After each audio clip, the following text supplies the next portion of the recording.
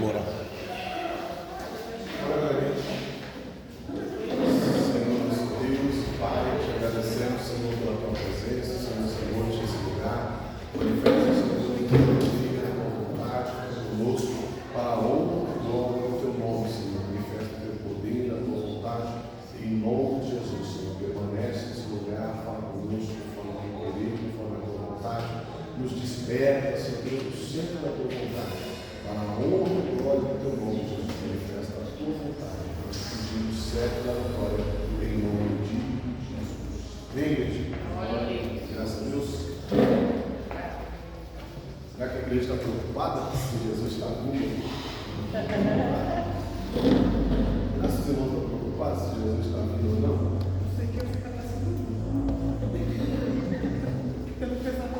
Depois de um culto de domingo, depois de um daqui, depois de tudo que Deus ele tem falado conosco, será o quanto nós temos absorvido o que Deus tem falado. Algumas pessoas estão enfermas, algumas pessoas ajudaram, mas na proporção que nós temos, algumas estão estudando, mas não justifica nós estamos num dia de ensinamento. Que nem diz a Bíblia, a fé não é de todos, a fé é de quem entende, de quem quer, de quem busca. Então, vamos aí nesse assunto. Nós paramos então, estávamos analisando a volta de Cristo com os santos e com os anjos. Então nós já entendemos que quando a Bíblia fala dos santos e os anjos, não são só os anjos, são os santos. Quem são os santos que a Bíblia fala em Tessalonicenses? A igreja que foi arrebatada primeiro, aqueles que já tinham sido arrebatados quando chega esse momento. Tipo a esse texto que já diz, 2 Tessalonicenses 1:7. Eu acredito que já tem, né? 2 Tessalonicenses 2, não teria essa Bíblia de Evangelho. 2 Tessalonicenses, capítulo 1, versículo 7 em diante. Vai dizer assim, no versículo 7: E vós também sois atribulados, descanso convosco, quando manifestar o Senhor Jesus desde o céu, com os seus anjos, o seu poder, como uma labareda de fogo, tomando vingança dos que não conhecem a Deus e os que não obedecem ao Evangelho do nosso Senhor Jesus Cristo. Ele está vindo agora para essa vinda, para juízo. Ele está vindo para prestar conta com aqueles que não receberam o Evangelho, que não aceitaram a vontade de Deus, os quais, por castigo, padecerão eterna perdição. Daí para frente não vai ter mais salvação. Ante a face do Senhor, a glória do seu poder, quando vier para ser glorificado nos seus santos, para fazer admirável naquele dia, e todos os que creem, porquanto o nosso testemunho foi criado entre vós. Então Deus usa tudo aquilo que acontece conosco, Deus usa como testemunho tudo aquilo que aconteceu conosco, eles não vão ter desculpa, assim como nós não temos. Mas eu sou homem, eu sou carne, eu sou falho. O pregador veio falando, eu sou falho, eu sou carne, eu sou pecador. Então Jesus ele nasceu em carne para mostrar para nós que dentro dessa carne aqui é possível se santificar. Então nós não temos desculpa, porque nós temos o exemplo de Cristo. Mas tem algumas pessoas que não conhecem a Cristo, não conhecem a palavra, rejeitaram a palavra, rejeitaram a Cristo. Então eles não conhecem a figura de Cristo, mas são vizinhos nossos, são pessoas que trabalham com a gente. Então eles não conhecem Jesus, eles conhecem você, eles sabem a sua índole, eles sabem que há algumas coisas que eles fazem, você não participa, você se abstém. Então assim, apesar de eles não conhecerem a Cristo diretamente, conhecem Cristo através de nós, porque nós somos imitadores de quem? De Cristo. Nós não somos imitadores de Paulo, nós não somos imitadores do pastor Tiago, do pastor do céu, nós somos imitadores de Jesus Cristo. Então, pelo exemplo de Cristo que nós temos procurado viver e entregar, nós somos a Bíblia que eles leem. Indiretamente, eles conhecem a palavra. Até porque quando a gente está fora, né, quando a gente pisa fora da mesa, mas você não é crente, você não pode fazer isso. Você pode ter, então assim. Então, através da nossa vida, eles sabem filtrar, eles sabem olhar e entender o que está certo. Então, por mais que eles não conhecem a palavra de Deus a fundo, eles conseguem diferenciar o que é correto para um homem de Deus ou uma mulher de Deus. Então, vamos lá. Então, eles conhecem. Né? Eles podem não conhecer Cristo diretamente, como nós o conhecemos, mas indiretamente, através de nós, eles o conhecem. Certo? Então, eles também não vão ter desculpa, porque Deus vai falar: não, eu deixei meus exemplos aí. Você viu que o meu servo passou. É aquela conversa que Deus tem comigo, né? Chega de se valorizando tudo da derrota que ele vinha fazendo na cara de Jó. Por que Deus pergunta para ele? Você viu, meu servo? Porque Deus sabia que Satanás tinha cruzado com Jó. E que Satanás tinha tentado fazer Jó pecar. E Jó, todas as vezes, disse não. Então, foi aquele momento ali, foi Deus mostrando para o Satanás: beleza, você fez um monte de cair, você fez um monte de cair, você fez um monte de beber, você derrubou um cara. Mas e Jó? E Jó? Você conseguiu derrubar ele? Não, sabe? Você conseguiu derrubar ele porque ele é meu servo, porque ele é fiel, porque ele é íntegro, porque ele me conheceu de verdade. Bom, então, por isso que Deus usa a nossa vida como exemplo para essas pessoas, para que verdadeiramente elas possam conhecer a Deus através da nossa vida, tá certo? Apocalipse capítulo 19, versículo 14. Seria essa boca de testemunhos? Que nos rodeia tão de perto. Porque nós temos dois olhos para essa galera toda aí. Então a gente não dá conta de prestar atenção de quem está nos observando. Você está olhando aqui, tem 50 aqui te olhando. Você está olhando lá, tem 100 olhando para você. Então nós não damos conta de ver os observados, mas eles dão conta muito bem. Tem gente que me vê, às vezes eu vejo vindo de casa para cá. Hoje não, eu estou com a camisa aqui, pastor, tudo nas mãos. Mas tem dia que às vezes eu estou vendo, ô pastor, não sei quem é. Eu não sei quem é. Mas me conhece, sabe que eu sou pastor, sabe que eu sou pai, sabe que eu sou esposo, sabe que eu cuido da igreja. A pessoa está dando uma testemunha, assim, alguém que eu não conheço. A pessoa ali, mas a pessoa não conhece. A pessoa sabe quem eu sou. Entendeu? É isso. Você entende isso? As pessoas nos observam. Às vezes você acha que a pessoa nem sabe quem você está tranquilo na frente. Né? Quantas vezes a gente sai daqui em São Paulo, a gente está indo lá, né, na Baixada, no certo lugar, você está uma rua assim. Conheço fulano, conheço meu Deus, falando: meu Deus, só que muito pequeno. Né? Lá no Caxias do Sul, lá conversando lá com a pai, conheço Diadema, conheço Dourado, conheço não. Brincadeira com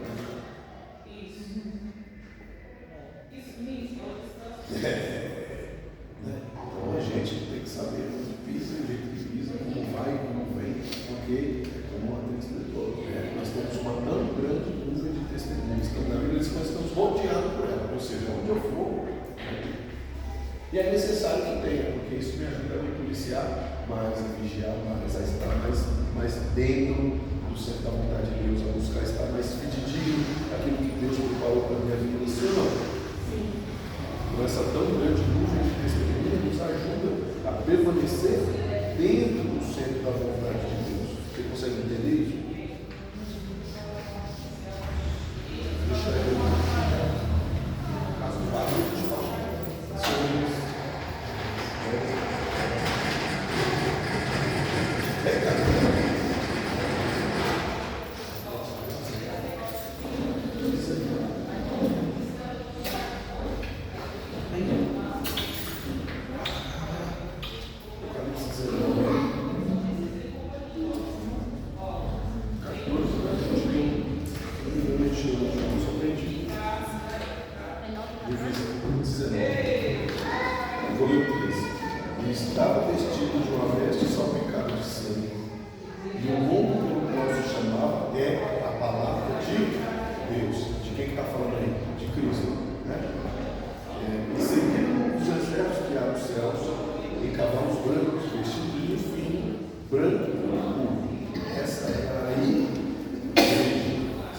se veste de linho,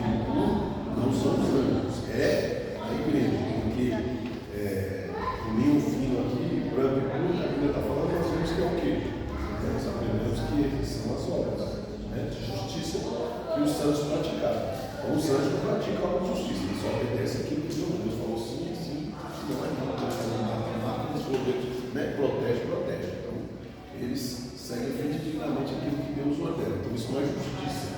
Né? Eles só executam ordens dadas por Deus. Eles não têm o livre-arbítrio. Não que eles não tenham, né? É porque eles abriram mão do seu livre-arbítrio. Decidiram fazer da sua vontade a vontade de Deus. E é isso que Deus espera que nós façamos. Né? Quando ele diz, teu livre-arbítrio, eu posso escolher. Pode. Deus tudo. Mas qual que é a vontade de Deus? Que nós façamos igual aos anjos. Eu abro mão da minha vontade, daquilo que eu acho que é certo, daquilo que eu acho que é errado, daquilo que eu idealizo, eu abro mão disso para obedecer a sua vontade. Às vezes é algo que eu quero muito, mas eu sou uma coisa. Às vezes não precisa ser nada errado, né? Porque a gente acha que Deus só fala não quando é algo ilícito, quando é algo errado, quando é algo de ruim. Às vezes é algo que pode ser bom, as duas coisas, eu idealizo como algo bom, mas Deus não. É ruim ser sacerdote, é ruim estudar a palavra de Deus, é ruim. Não é ruim. Mas a Bíblia vai dizer que entre um dos profetas, entre um dos sacerdotes, não, você não vai. Quer que você seja profeta, quer que você esteja lá no meio, eu não quero você aqui, dentro da minha casa, de noite, arrumando, fazendo, cuidando. Não quero você aqui cuidando, não. Quero você lá no meio do povo. Enquanto os sacerdotes estão aqui cuidando da minha casa, pregando, dizendo que você está lá no meio do povo. Para falar com aqueles que não vêm aqui, aqueles que não conseguem ouvir aqui, você vai falar com eles lá. Então não era ruim, a vontade dele, o que ele queria não era ruim, mas o que Deus queria para ele era totalmente diferente.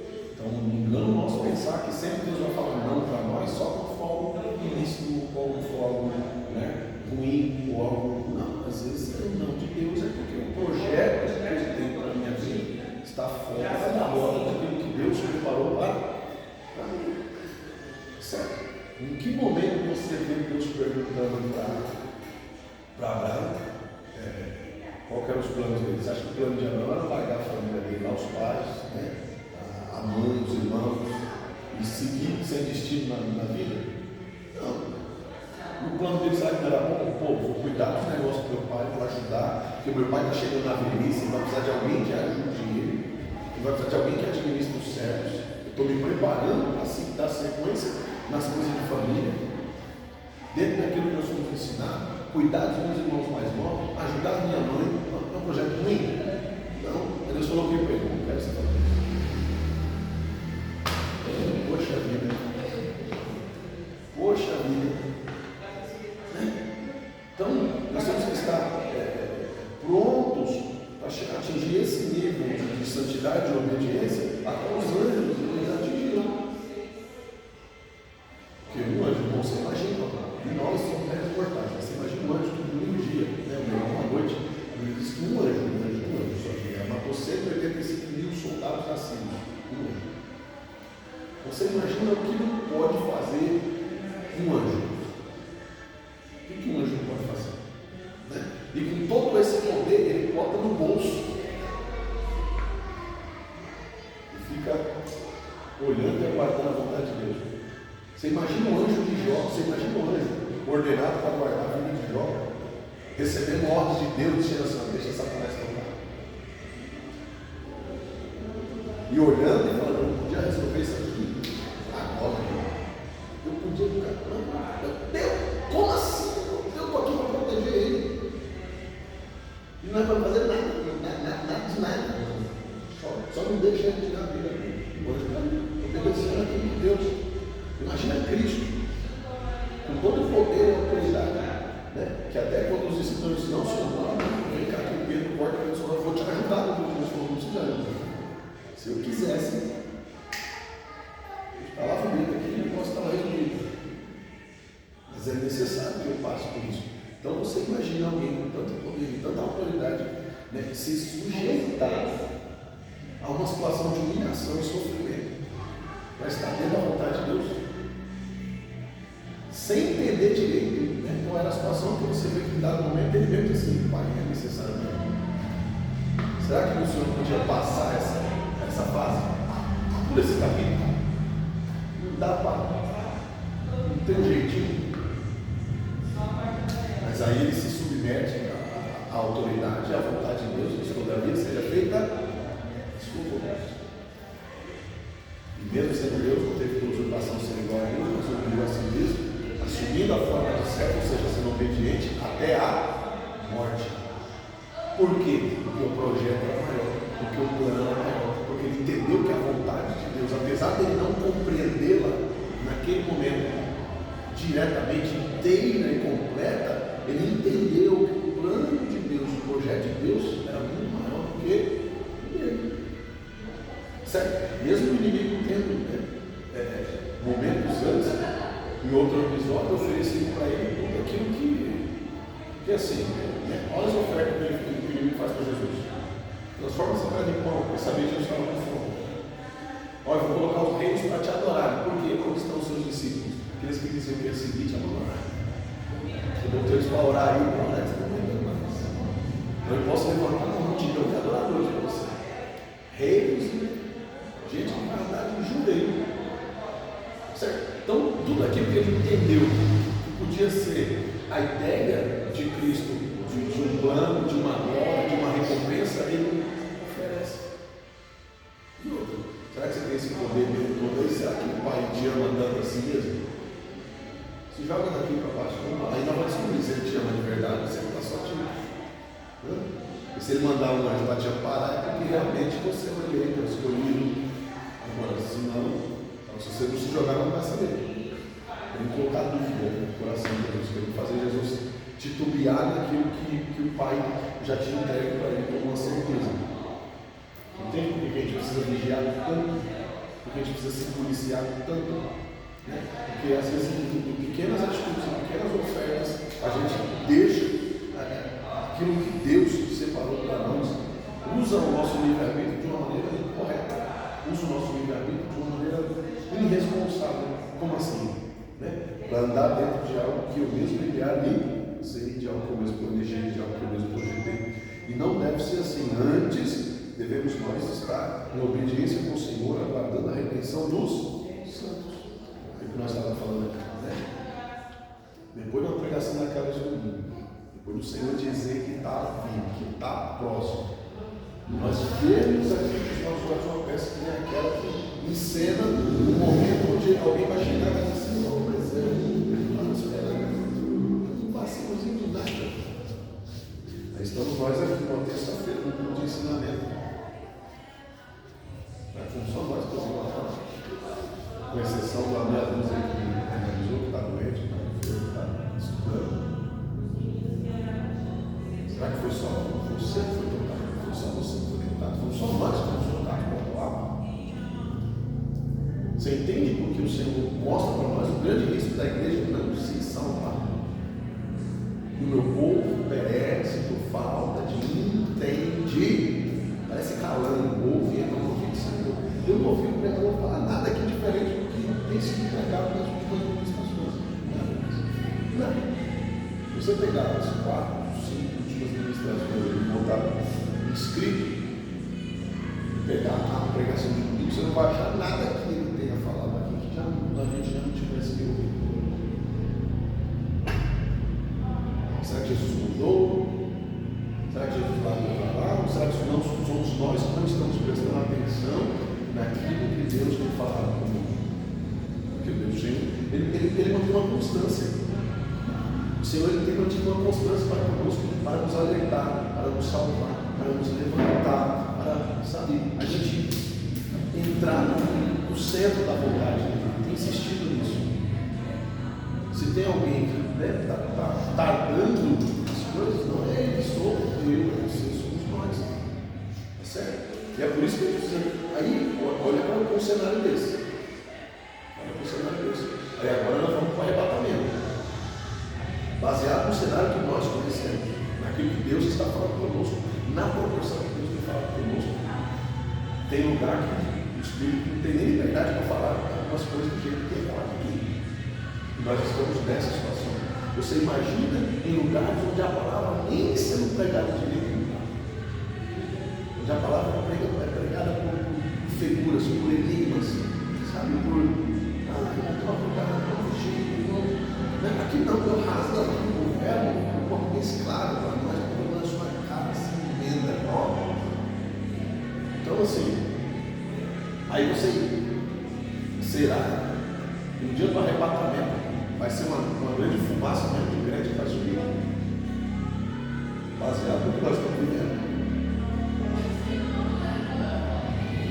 Uma proporção clara para nós. Proporção clara para nós. Isso é verdadeiro. Isso é verdadeiro. Proporção clara, sim. Claro. Sem filtro, tá? Sem filtro. Estou falando na minha ótica, assim, né? O que nós estamos vendo. Você imagina Deus agora peneirando a intenção do coração, coisas que nós não conhecemos, não sabemos. Eu não sei o que você pensa, não sabe o que eu penso. Enfim, agora Deus vai sondar a peneira. Será que o arrebatamento vai ser uma proporção dessa que nós imaginamos?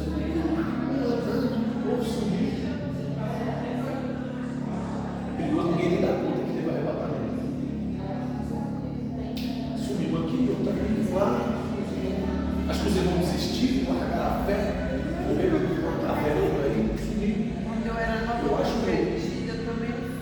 Eu acho que o Valdo e a Paula casaram, decidiram abandonar a família, estão muito bem de vida, não querem tratar os filhos, sumiram. Por quê? Porque está todo mundo lá. Foi eles que desapareceram. Eu acho que até que se encheu da família, acho que sabe, tornou de vez, está com a mala, sumiu o mundo. Acontece todo dia de vez, um monte de sabe, de Cristo. Então, se a grande massa não desaparecer, se não for uma grande concentração de crentes que subir, nem a igreja vai dar conta. Eu tive que falar uma experiência, eu tive uma demonstração de como vai ficar e vai ficar. Quando eu era nova convertida, eu não estava muito bem com a saúde, eu estava meio perturbada, né? Sim. Aí eu estava sentindo uma presença do mal tão grande, e um vento assim, uma cara estranha. Aí eu olhei assim e falei assim, minha mãe disse que minha avó tinha dito, enquanto Jesus voltasse, eu tenho que ficar meio estranho, né? Sim. Aí eu senti uma presença do mal. Aí eu falei, meu Deus do céu, a igreja subiu. A igreja subiu e eu fiquei. E agora eu corri na rua. Na hora que eu cheguei na rua, as igrejas tudo fechadas, no dia de domingo. E eu, meu Deus do céu, deixa eu olhar se meu pai está aqui, se meu pai também ficou. Deixa eu ver meu pai lá. Eu falei, já sei, as crianças, meu filho era bebê, né? Eu falei assim, as crianças, se meu filho estiver no berço, Jesus não voltou. Mas se meu filho estiver no berço, Jesus não voltou. Se tiver sumido, eu fiquei. Meu Deus do céu, e agora? Aí eu corri no berço, mas eu cheguei no berço e meu filho não lá dormindo. Eu falei, meu Deus, mas que coisa estranha, eu estou sentindo uma presença do mal no hospital. Mal, aí era louco, já. Eu falei, meu Deus, aí daqui a pouco chegou meu pastor lá, né? Sim. Aí falou, só irmã Rosimeire, Deus mandou eu vir aqui na sua casa, te pegar e te levar lá para minha casa, passar a tarde com nós e você não está bem. Deus avisou ele lá no Guacuri, que eu estava sofrendo aqui, que eu não estava boa. Aí ele veio, levou eu e meus filhos, nós comemos churrasco na casa dele, fruta, passamos uma tarde muito agradável e a irmã Teresa começou a me contar o testemunho, as coisas, tem mais em paz. Mas o susto foi grande. E eu estava meio perturbada da cabeça também naquela época, né? Não estava, não. Foi um susto muito Sabe o que você não estava? Sabe o que você não estava? Você lembra. Você lembra do sentimento, você lembra da sensação. Foi uma experiência que Deus te deu para você sentir e saber como que vai ser ruim, né, para aqueles que você não acreditava. Uma vez eu pedi a Deus uma experiência. Uma vez eu pedi a Deus uma experiência e para Deus mostrar, né, o inferno. Eu tinha visto o céu da visão, eu tinha sonhado com pessoas que Deus tinha recolhido, enfim, mas eu tinha uma curiosidade, né, acerca do inferno e tive uma revelação que o inferno estava se reunindo contra a minha vida. E na época estava num momento de consagração constante, eu consagrava 7 dias na semana. Então estava sabe, um grande fervor. Aí eu olhei a Deus e falei assim, ô, não, me lá. Eu falei, pode ficar assim, não. Acho que o negócio é esse que o diabo está falando, cara, você pode ver o negócio aqui da minha vida, eu estou continuando, então mostra aqui o diabo que realmente o Senhor está comigo, é o certo, e tudo bem. Pensa lá no meu próximo noite. Eu me vi entrando num lugar assim, eu só vi os pés, né, de quem estava comigo assim, os pés descalços comigo, caminhozinho estreito assim.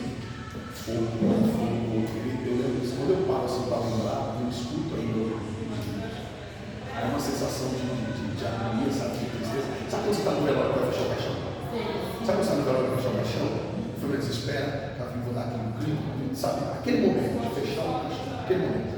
É um negócio mais ou menos naquele sentido. Você começa a escutar a agonia das pessoas, e aquele sofrimento vai tomando conta.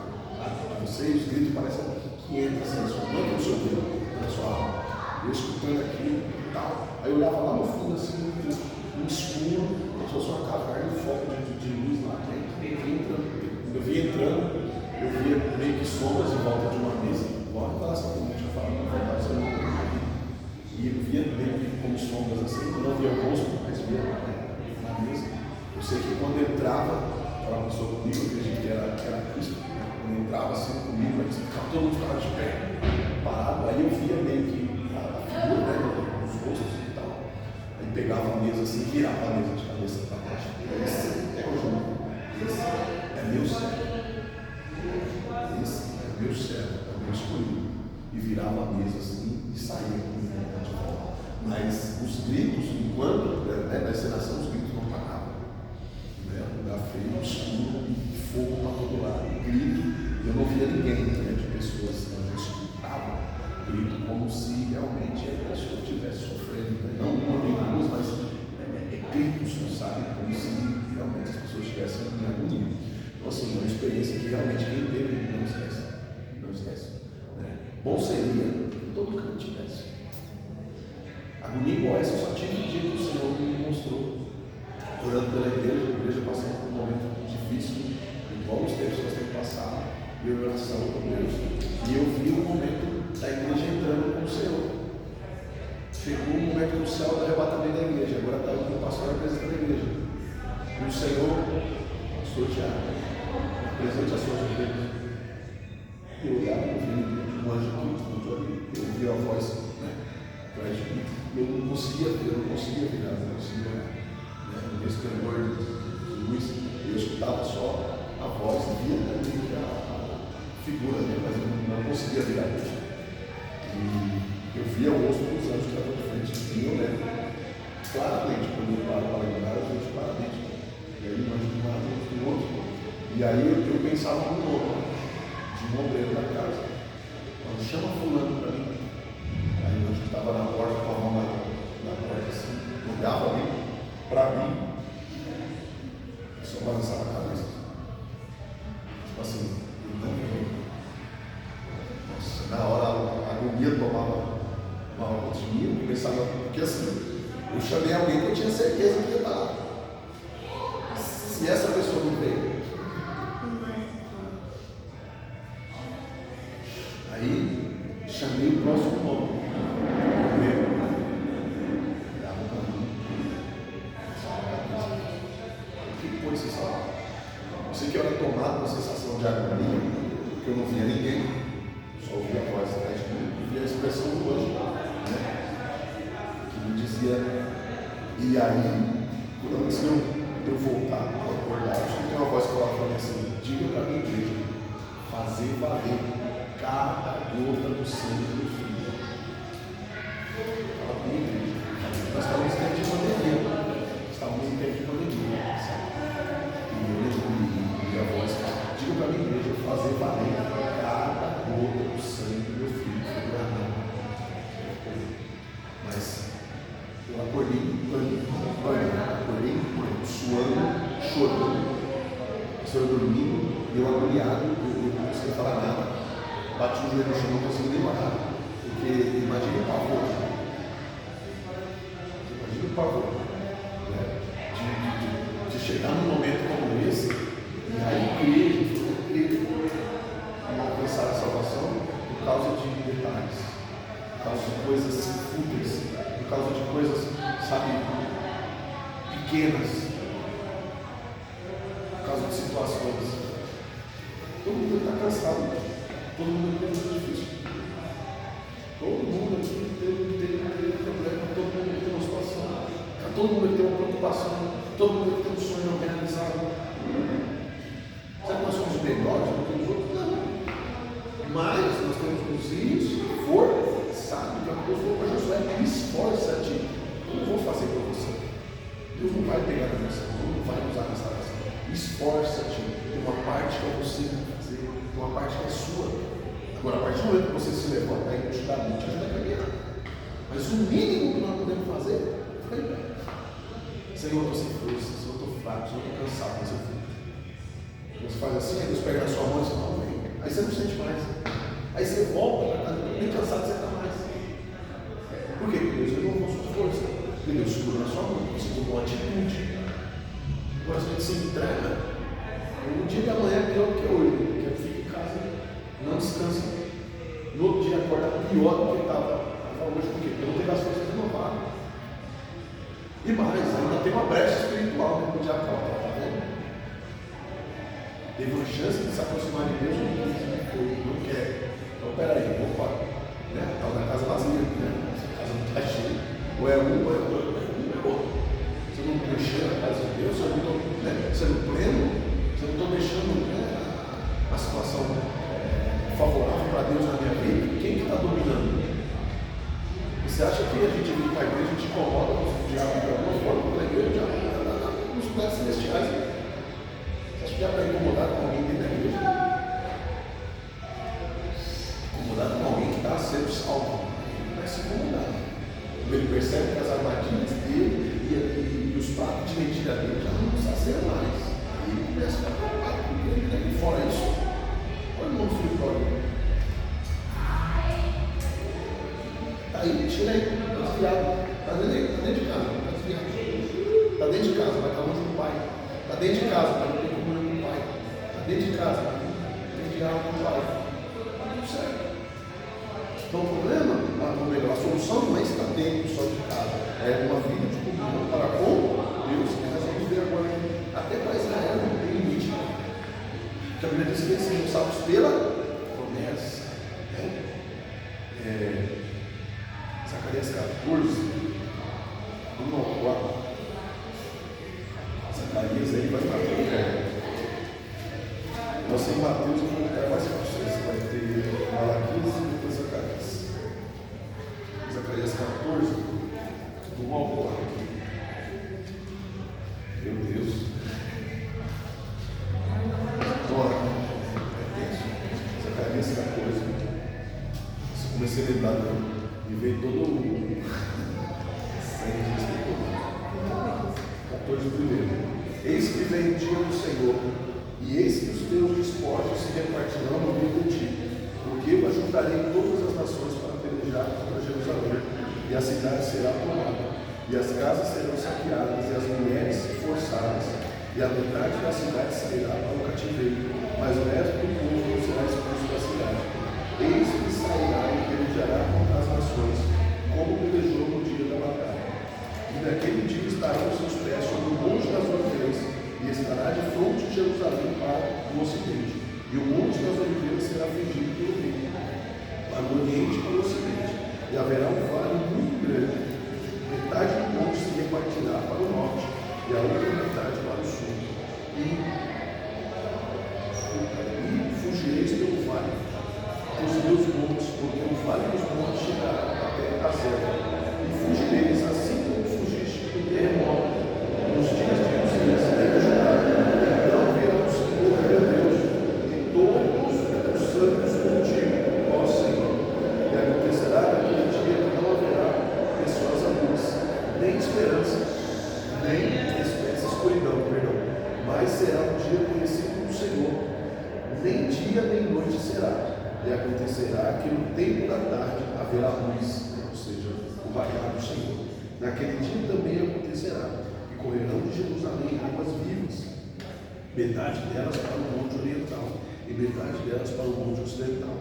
No estio e no inverno sucederá isso. E o Senhor será rei sobre toda a terra naquele dia.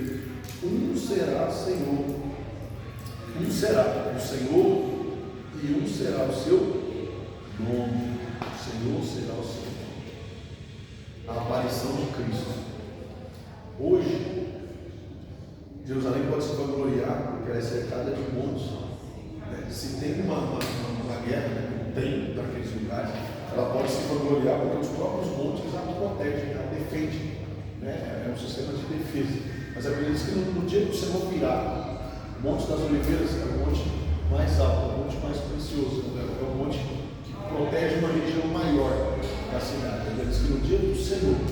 esse monte será fendido, ou seja, ele vai partir no meio. Também será a glória de Deus manifesta, né, na aparição de Cristo, na apresentação do Senhor. A palavra do Senhor diz, pesquisa também o versículo do 144.000, pesquisa no 144.000, versículo 1. A palavra do Senhor diz que Israel será salvo pela promessa. Que promessa é essa? Lembra aquela promessa que vocês falaram? O Senhor seria um maneiro, coisa e tal, e o Senhor, eles seriam salvos pela promessa. Então todo mundo que nasce em Israel, todo mundo que é de lá vai ser salvo sem aceitar Jesus. Mas o Senhor já deu. O Senhor falou que eles seriam salvos pela promessa. Apocalipse 7:4. 7:4. Apocalipse 7:4. Vamos dar uma olhada. Eu explico. Apocalipse 7:4. Olha só. É isso? Isso. Aqui a Bíblia está falando do dia da salvação. Os israelitas fiéis são salvos. Versículo 2 do capítulo 7. Apocalipse 7. E vi outro anjo subir da banda do sol nascente, e eis que tinha o selo do Deus vivo, e clamou com grande voz aos 4 anjos, a quem fora dado o poder de danificar a terra e o mar, dizendo: não danifiqueis a terra, nem o mar, nem as árvores, até que hajamos assinalado na testa os servos do nosso Deus. E ouvi o número dos assinalados, e eram 144.000 assinados de todas as tribos dos filhos de Israel. Beleza. A gente tem até hoje. Então aí o Senhor colocou um limite. Aí tem um versículo que fala que o Senhor colocou um machado na raiz da árvore. O Senhor colocou um machado na raiz da árvore. Que árvore é essa? O Senhor colocou um machado. Vai ser salvo pela promessa, mas não é todos da igreja que vai ser salvo pela promessa. 144.000 serão salvos diretamente da linhagem de sangue de Abraão, pela promessa que Deus fez a ele. Depois disso, desses assinalados aqui, só poderá ser salvo através de Cristo. Certo? Depois desses 144.000 aqui, que serão escolhidos também, não vai ser só assim, é filho de Abraão, vai ser salvo. Não. Vão ser eleitos, selecionados, separados. Você viu que eles têm uma marca na testa. Opa, esse é Caim. Não, esse é Abraão. Gente selecionada, mas de dentro da linhagem. Não aceitou Jesus como Salvador, até porque Cristo não tinha sido apresentado ainda. Porque Cristo não tinha nascido em carne, certo? Então eles foram salvos pela conduta de servidão e obediência a Deus. Não seriam salvos. Dentro desse número aqui, 144.000. Depois disso, israelita, judeu, japonês, brasileiro, paulista, baiano, qualquer um, só pode e vai ser salvo através de Cristo. E a Bíblia aqui não está falando de placa de igreja, de Assembleia de Deus, de igreja não, que não foi pregado aqui, de Efésios, de igreja católica, de igreja que não importa a placa. Se a pessoa conheceu Cristo, se a pessoa se entregou a Cristo, se a pessoa se batizou no Espírito de verdade, em Deus, talvez alguém que nem foi batizado nas águas, mas se entregou por completo para Cristo, talvez o batismo dessa pessoa foi diferente do nosso, mas ela teve um contato com Jesus, ela viveu uma vida de amor e santidade a Deus, querendo agradar a Jesus, pronto, vai ser salvo. Certo? E aí nós temos que tomar cuidado com isso, porque tem igreja que acredita que não vai ter um momento com o Senhor de redenção, de salvação, por causa desse texto aqui. Só que o texto aí é claro, o texto aí está falando de quem? Os filhos de Israel, os israelitas, os descendentes diretos de Abraão, Isaac, Jacó, tá certo? Esses caras, esse texto é para eles. A gente tem igrejas hoje que falam, só vão ser salvos 144.000, não, 144.000 da linhagem direta de Abraão, Isaac, Jacó e os seus afins. E o pior é que se você for pegar o volume de pessoas desse ministério dá muito mais de 144 mil. E aí? Então quem vão ser salvos? Só os anciãos? Já dá muito mais do tamanho que a igreja está hoje. Né? Então quem vai ser salvo? Ninguém vai ser salvo. Não adianta, eu estou na igreja, buscar Deus, né? Quem está ali, se mais, para não correr o risco de estar sujo naquele dia. Quem está sujo é porque não quer se limpar, porque a água está caindo dia e noite. Você Bíblia fala assim, não é porque Deus não quer salvar nada, está sujo, vou jogar fora. Não, por que você está sujo? Tem água, você toma banho. A palavra está aqui para purificar. Né? A gente volta naquele texto onde é pego um homem, né, na festa nupcial, na festa de casamento, ele senta trajado. O que você está sem roupa nupcial? Foi dada a condição para todo mundo se trocar. Todo mundo ganhou roupa nova. O banheiro estava livre para você tomar um banho. Tinha joias, tinha perfume, tinha você estar assim porque você quer. Você não quis tomar banho, você não quis se preparar, você não quis se aprontar. Você está sujo porque você quer. Quando a Bíblia fala que está sujo, sujo demais, não é porque Deus não quer salvar, é que a pessoa não quis se limpar. Não quis abandonar a sujeira, não quis abandonar o pecado. Entende? Agora, quem está limpo, tome cuidado para não sujar. Limpe-se, mas você está limpo hoje, mas se tiver uma sujeirinha, você vai ter problema. Então, mantenha-se limpo. No domingo eu estava limpo, eu estava resplandecendo, estava domingo, eu estava. E na segunda? E na terça? E na terça? Se Jesus vier numa segunda-feira, meu irmão, vai dar ruim. Muita igreja não tem nem culto na segunda-feira. E eu não digo que culto, porque o problema não é o culto, o Senhor vir no dia de culto, mas eu digo assim, porque tem pessoas que só se preparam quando é o dia de culto. Tem gente que não fala com Deus, tem gente que não, sabe? Eu não estou nem falando do momento de devocional, de sentar, eu não estou falando nem disso, isso aí é outro nível, isso aí é nível hard. Estou falando de comunhão com Deus, sabe? De temor, sabe? Que você sai da rua e fala assim, o Senhor está aqui, Deus, ó. Não, tem crente que está numa fila, quando o povo está conversando fiado, ele está lá, e está nem aí. Está nem aí. Tem gente endemoniada atrás dele, tem macumbeiro, tem gente fazendo, né, rituais espirituais, ele está desapercebido porque ele manifestou. Aí quando o diabo toma alguém para afrontar, você esbarrou de mim, o diabo está furioso comigo, o diabo está furioso, você está mostrando, está em posição de guerra, está atento, está ligado, não está numa vida, sabe, apegado ao Senhor, às vezes a gente vacila, e não é tempo disso, é tempo da igreja estar acordada. Porque a encenação que nós vimos aqui, se na igreja adormecida, não é você estar na cama lá com a cabeça no travesseiro. Não, às vezes você está com o olho aberto, às vezes você está na rua, às vezes está aqui, no mundo, numa oração, no ensaio, não está desapercebido, desatento.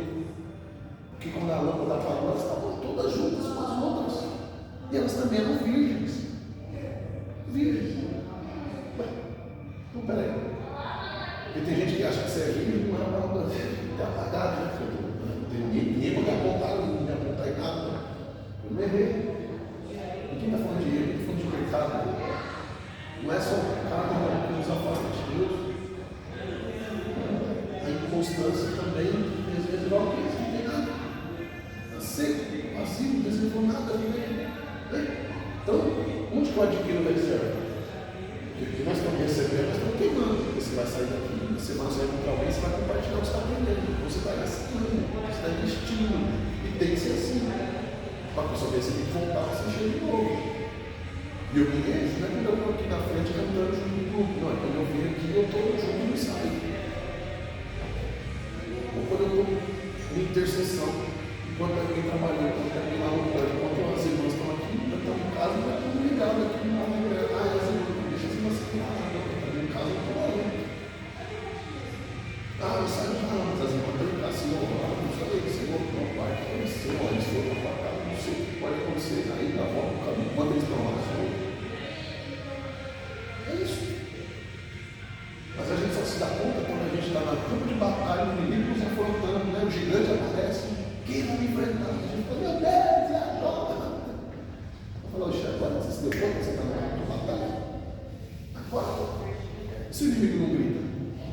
percebe que está com o inimigo, né? Então a gente precisa se policiar nisso, certo? Então, essa questão dos 144 mil precisa ficar claro para nós. Não é para a igreja, ela foi direcionada para os filhos de Israel, Isaac, Jacó, os seus filhos, netos, tataranetos, até a sua 10ª geração, até onde Deus permitiu que chegasse a essa quantidade de salvos diretamente pelo sangue de Abraão, Isaac, Jacó. A partir daí, só pelo sangue de Cristo. E qual que é o número? Aí são incontáveis, né? João vai dizer que é uma grande multidão que não se podia contar. Mas aí ele está falando do Brasil, ele está falando só de nós, ele está falando de todo o mundo, certo? Então, você imagina, né? Bora lá. Tudo bem até aí? É que tem umas coisas que a gente vai escutando, né, ao longo da nossa vida, que chega um momento que a gente, sabe, acredita tanto naquilo que fica até difícil depois, sabe, colocar as coisas no lugar, né? Agora, você imagina uma igreja fundamentada em cima de um único parâmetro bíblico.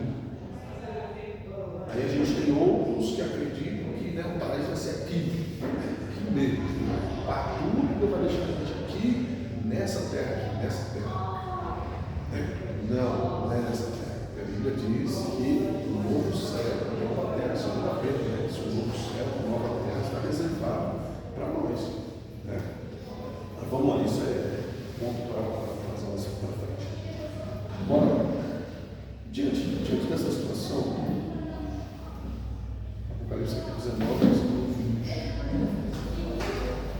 19. Eita, 19.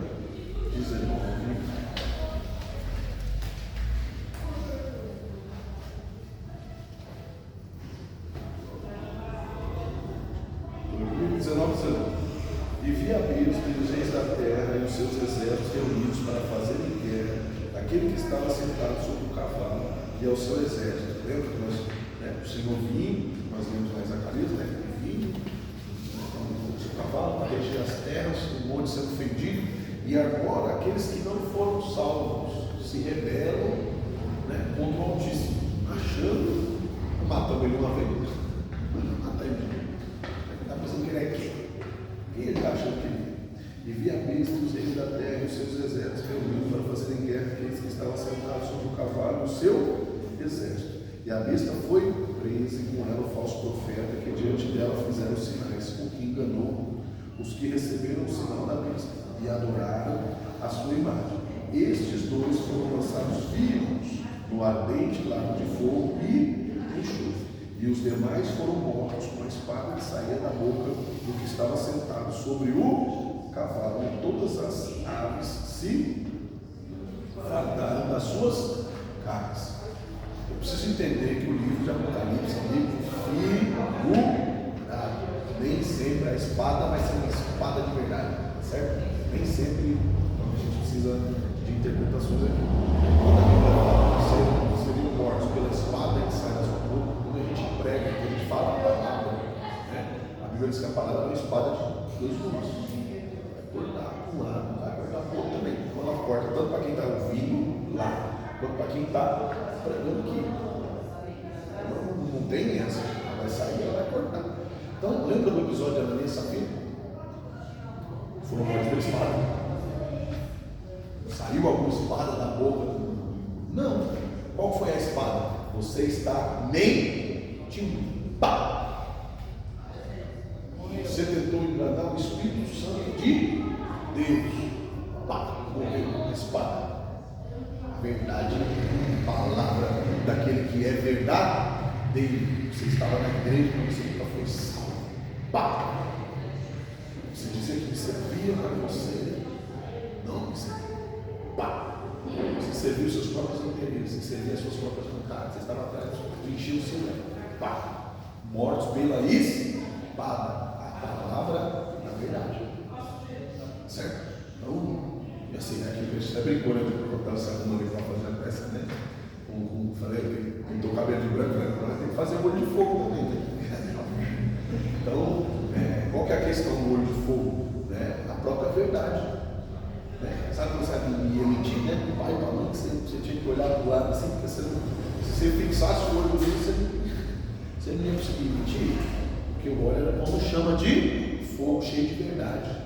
Sabia que ele estava mentindo. Então quando a gente olhava para ele assim, a gente já ficava envergonhado. Então quando a Bíblia diz que João olha para ele e diz que os olhos dele como chama de fogo, é que João agora começa a ver as suas transgressões espelhadas dentro de tudo. Entendeu? Não dá para olhar para ele. Aqui não é para ficar entrando assim, não. Todo dia vocês vêm aqui atrás de mim. Você mora onde? Onde você mora? Então vai lá na sua casa. Aí toda vez bora lá. Então, você entende isso? Os olhos como chama de fogo, cheio de verdade. Então quando eu olho para ele, aquilo que há de ruim em mim, aquilo que eu escondo, que ninguém percebe, está agora estampado na minha cara. Aquilo que Jesus fala, né? Lá diante da mulher perguntando quem tiver pecado, pode jogar pedra. Jesus apontou alguém? O que aconteceu ali? Cada um conseguiu enxergar dentro de si os seus defeitos, as suas falhas, onde precisava melhorar. Certo? Olho como chama de fogo. Quando a Bíblia fala nisso, é verdadeiramente nesse sentido, tá? De que diante dele, eu não consigo apresentar uma mentira. Ele é tão verdadeiro, ele é tão santo, que eu não consigo expressar, eu não consigo saber falar a mentira, a verdade ela pula para fora, tá certo? Então, quando a Bíblia fala que a espada saia da sua boca, é a sentença, você está mentindo, não é isso, certo? E foi aquilo que a Bíblia diz que quando a mulher chega, né, Safira chega, alguém pergunta o que foi que aconteceu. Não, aconteceu, eu dei a mãe para vender, eu fui pegado por aquilo do oposto e tal. E eu vim trazer aqui o valor que. Não, olha para a porta. Aqueles homens estão vindo ali acabaram de sepultar o seu marido. Chegou aqui com essa mesma conversa fiada. E eles estão voltando agora para te enterrar também, porque você está mentindo para mim, você está mentindo para Deus. Aí a mulher caiu dura, foi morta. Pelo Espírito Santo, o Espírito Santo mata. Eu achei que o Espírito Santo pegava o crente, botava no colo, assim, estava fazendo só carinho na cabeça dele, para ele parar de chorar, ou o beberozinho de Jeová, ou tadinho. Não. O Espírito Santo, ele zela pela santidade de Deus em mim, em você, em nós. Então ela caiu morta ali pela presença do Espírito Santo, por tentar enganar os homens de Deus, por tentar mentir para os homens de Deus, por tentar burlar algo que o próprio Deus tinha colocado no coração deles para cumprir. Tá certo? Então, quando a Bíblia fala isso, que saiu espada da sua boca, essa espada era a sentença, né, de verdade. O Senhor declarando e automaticamente eles caindo por terra. Você vê a ignorância, né, do anticristo, do falso profeta, quando agora eles vêm tentar batalhar com Deus. Tentar guerrear com Deus, achando que poderiam vencer Cristo de novo. Eles foram presos e mortos pela espada, certo? Mais na frente vou apresentar para vocês a questão da marca da besta, outra coisa. Porque se eu entrar no assunto aqui agora, nós vamos sair do assunto principal, que é o arrebatamento. Depois nós vamos voltar a ver essa situação, os selos, as trombetas. Nós vamos ver individualmente depois cada trombeta, cada selo, e aí automaticamente vocês vão conseguir voltar no tempo aqui do ensinamento e ver aonde cada trombeta se encaixa, onde cada taça se encaixa, certo? Depois vocês mesmos vão conseguir fazer esse engajamento bíblico aí. Tudo bem até aí? Mas aí, pastor, eu tenho um problema. Eu não acredito no inferno. Eu ouço falar, sabe assim, mas é um assunto que eu não sei se existe mesmo, eu nunca vi. O senhor contou uma experiência aí, né, que passou, que já viu. Tem pessoas que eu escutei que já, mas assim, para mim, eu acho que existe. Eu não acredito. Só uma Rapidinho, se você me tirar. Alguém que tem coragem de acender um fogo e colocar a mão dentro, vai ser. Quando a gente quiser fazer alguma coisa com a minha mãe, é isso. Mesmo se você colocar sua mão dentro do fogo, você tem coragem. Quando chegar lá no inferno, vai ser de noite, queimando. corpo inteiro. Eu já fiz uma estripulia dessa. E ela tá falando que gela. Quando aquele postinho do Inamar ali não existia, porque o postinho ali era um campo, onde era o posto do Inamar ali era um campinho de terra. O cara já nem nascia nessa época, ali era um campo de terra. Eu pequenininho, meu pai ia para lá, uns colegas ficavam lá, e no tempo de frio assim, o pessoal fazia umas fogueiras em volta. E eu com aquela chinela havaiana, um pé maior que o meu pé, chinelo meu pai, pulando, correndo, para lá e para cá. Ou vai pular por cima do fogo, pula para lá, pula para cá, pula para cá, vem correndo, pula por cima do fogo. Daqui a pouco eu pensei que eu ia pular por cima e bati o pé no meio do fogo. Eu saí, aquele cheiro de coisa queimada, meu chinelo chega poroso no meu pé. Você imagina, né? A cabeça, e o cheiro, e a dor, e aquele negócio passará, é complicado. Tem gente, né, que morre tão somente pelo grau de queimadura, né? Queimadura acima de terceiro grau já é risco A mãe de de uma morte. amiga minha mataram ela queimada. Então você imagina a questão. Mas vamos lá. A questão é, será que o inferno existe? Essa dor aí que eles falam, que diz que esse fogo aí. Existe ou não? Que garantia a gente tem disso? Como que a gente sabe que existe? Eu já vi, ó. Nunca ninguém voltou de lá para Se eu não me engano, foi num sonho. Vai ter até um lago de lodo de enxofre. E borbulha de ferve água e uma lama. Só aquela fumaça. Estão pelando Lucas 16, sabe? os bichos nojentos lá e os caras lá tem um monte de coisa com raiva. Eu acredito em Jesus. Alguém acredita em Jesus aí? O que Jesus falar para mim, eu acredito. Lucas 16, 22. O que Jesus falou acerca de nós?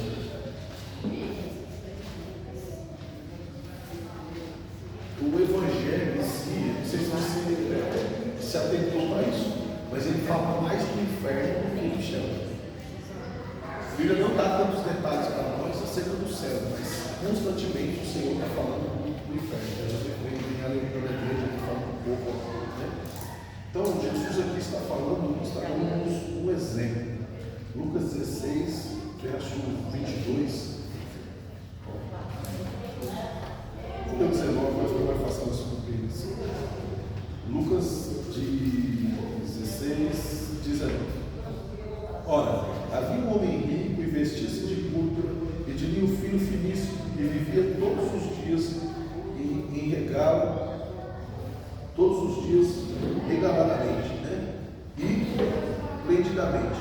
Havia também um certo mendigo chamado Lázaro, que jazia cheio de chagas à porta daquele. Esse Lázaro não é aquele Lázaro que morreu de Jesus, aquele Lázaro é amigo de Jesus. Esse Lázaro é um mendigo, é outro Lázaro, certo? Um mendigo.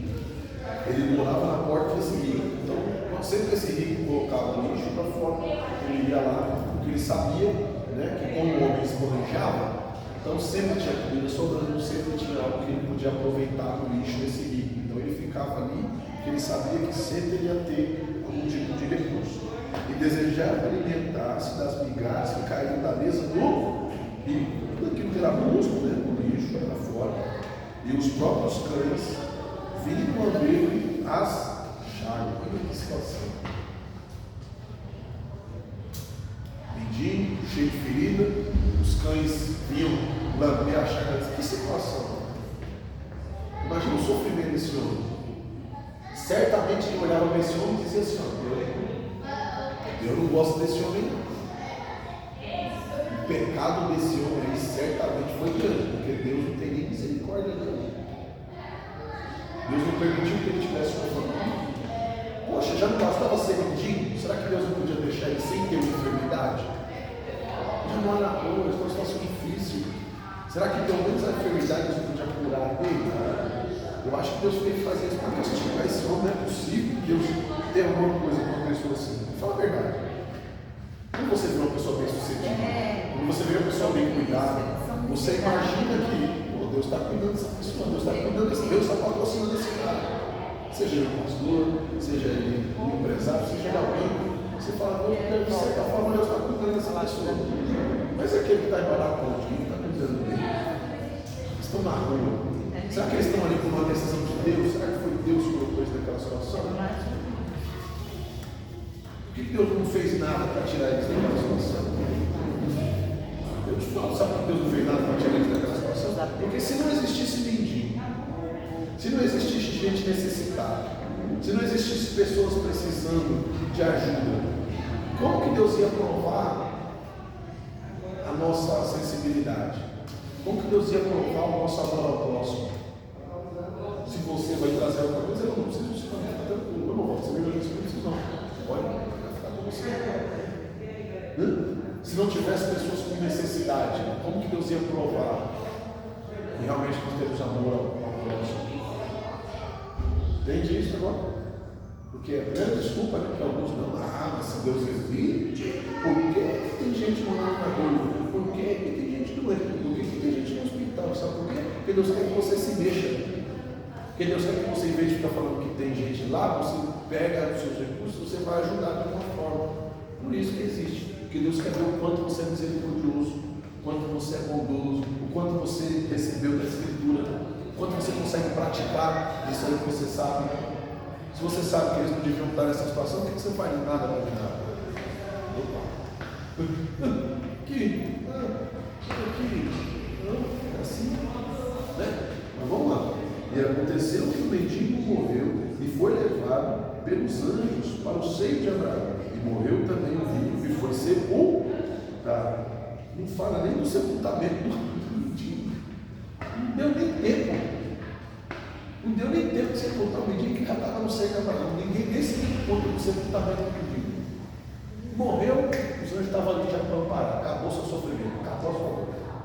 Mas morreu também o mendigo que foi sepultado. E no Hades, ergueu os olhos. Hades, para quem não sabe, é inferno, é tormenta, certo? Então ele lá do sofrimento, ergueu os olhos. Lembra da experiência que eu falei, que Deus me levou, né? Aí eu senti aquela agonia. Então, nesse momento, ele está inaugurando o inferno, está chegando, ele está vendo, né? Porque ele vai passar o resto da eternidade. E já está apavorado, já está agoniado com aquilo. Então ele olha para cima agora e vê um menino do lado de uma cachoeira. Lá de uma cachoeira. Um lugar bonito. Abraão do lado. Ele olha e fala: você é errado, o mendigo é ele. Ele que tinha que estar aqui. O meu lugar é esse aí. Ele que tinha que estar lá.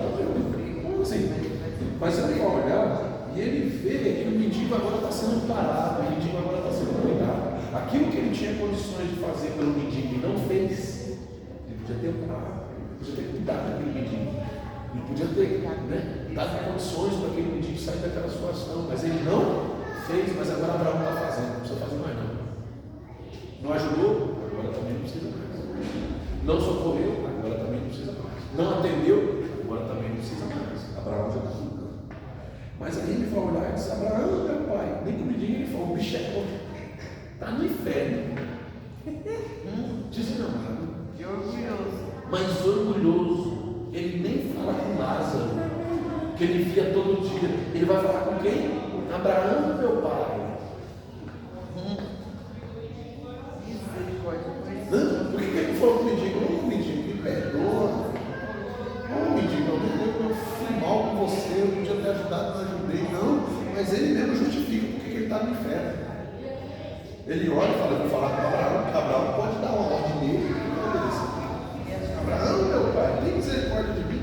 Manda Lázaro olhar na ponta do dedo dele, na língua, e refrescar a minha boca. Manda Lázaro que molhe na água, né? Manda o dedo na água. Olha só aí. O mendigo que ele desprezava, que ele sentia nojo, o mendigo que ele não queria passar nem perto. Manda ele botar a mão na água e põe a mão na minha boca. Agora está fácil, o mendigo está limpo, o mendigo está banhado, o mendigo está vestido de branco, o mendigo está parecendo um médico, bonito, não tem ferida, cheiroso, cheirando rosa de sarão.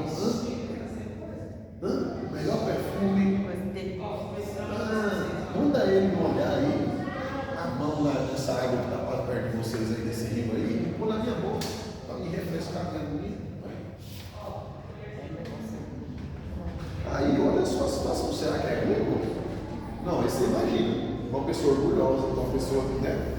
Chegar num ponto desse, será que é ruim essa agonia, esse fogo que a senhora estava falando, essa sensação de estar queimando, de estar ardendo, será que é ruim? A gente encosta o dedo na panela, uma treme no fogão, o negócio nem queima, você olha assim, não queimou, mas está ardendo, você bota na água, você bota no gelo, você chupa o dedo, e não para de arder, uma coisinha de nada.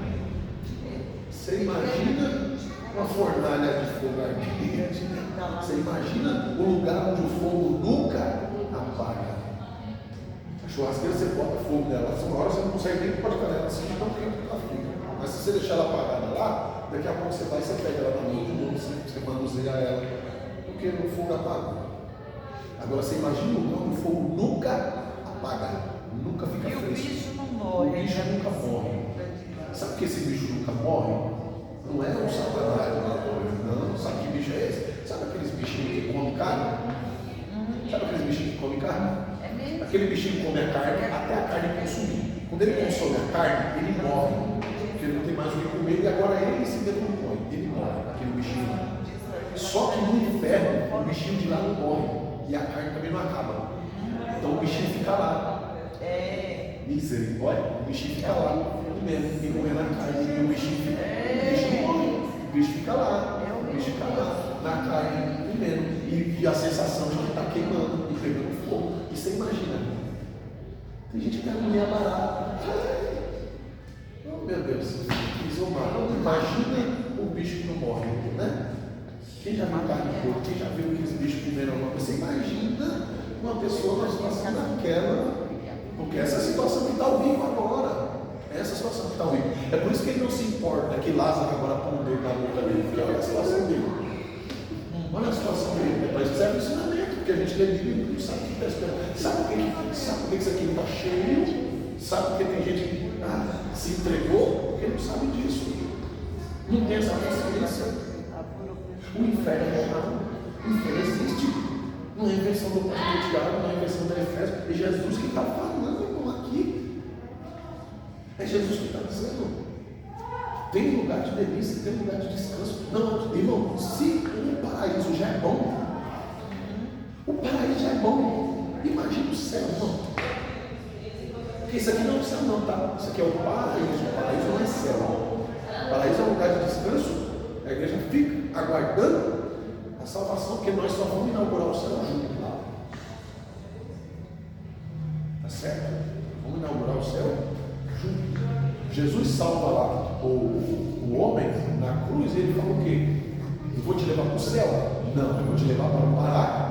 Vou te deixar no paraíso. Jesus deixa o homem no paraíso, desce até o inferno, resgata as almas que lá estão, deixa no paraíso e volta para o céu. O céu está aguardando quem? Eu e você, está aguardando nós. Nós vamos inaugurar junto aquilo lá. Mas irmão, se o paraíso já é bom, eu tenho a minha própria tese do paraíso. Quem sabe não é esse lugar onde o Adão foi exposto lá? Quem sabe não é esse paraíso que a Bíblia está falando? Um lugar de delícia, um lugar de descanso. Porque estava lá, parado. Foi abandonado. Mas agora Deus achou uma finalidade para o paraíso. Deixa a minha igreja descansando. Deixa os meus servos desfrutando. Por quê? Porque eles vão conhecer o céu. Enquanto eles não conhecem o céu, eles têm que se iniciar no paraíso. Então é isso que Deus tem para nós. É isso que Deus está esperando de mim e de você. Que nós possamos entender e compreender. Irmão, a escolha, Deus não vai escolher por mim, escolher por você. E às vezes a gente tem hoje, né? Várias teses, as pessoas falam, não, a gente nasceu para ser salvo, a gente nasceu para ser condenado. Não, a Bíblia diz que Jesus morreu por todos. É lógico que Deus, na sua suma sabedoria, Deus já sabe quem vai se salvar. Quem não vai. E mesmo sabendo quem não vai se salvar, todo dia Deus vai dando oportunidades para a pessoa se salvar. Deus vai levantando crentes, vai mandando outro. Deus manda uma palavra na igreja. Porque Deus sabe que tem um monte de gente na igreja que está pendurado para não se ser salvo. Então Deus vai falando, Deus vai dando oportunidades para nós se salvar. Então ele não influencia diretamente mudando o nosso sentimento para falar, a santagem. Não, ele não faz isso. Ele vai dando oportunidades, ele vai falando conosco. E se nós abrirmos o coração e deixar a palavra fluir em nós, aí sim, ele estende a mão para nós e ajuda a gente a caminhar. Mas o primeiro passo é sempre nosso. O primeiro passo é sempre nosso. Então, que verdadeiramente nós precisamos compreender o agir e o trabalhar de Deus acerca da nossa vida. Olha só a situação, irmão. Será que é ruim? Aí vamos lá. Não acabou não. Bora lá. E aconteceu que e disse também, vamos lá, verso 25. Disse, porém, Abraão: filho, lembra-te de que recebeste os teus bens em vida, e Lázaro somente males, e agora ele é consolado, e você atormenta. E tem crente buscando a recompensa ainda nesse mundo, nessa terra. Deus pode me abençoar aqui? Sim. Eu posso ser abençoado por Deus aqui? Sim. Mas o meu coração não pode estar aqui nem nessas coisas.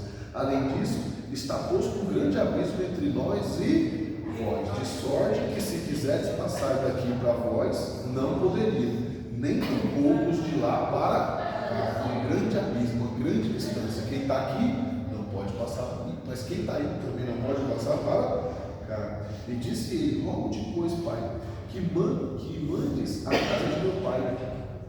Manda ele, ó. Agora quer que Lázaro vai visitar a família dele. Manda então Lázaro ir lá na minha família, nos meus. Não queria que não ficasse nem na porta dele, agora está mandando ir lá para os pais, para os irmãos dele. Rogo-te, pois, ó pai, que mandes ele na casa do meu pai. Manda ele visitar eles lá.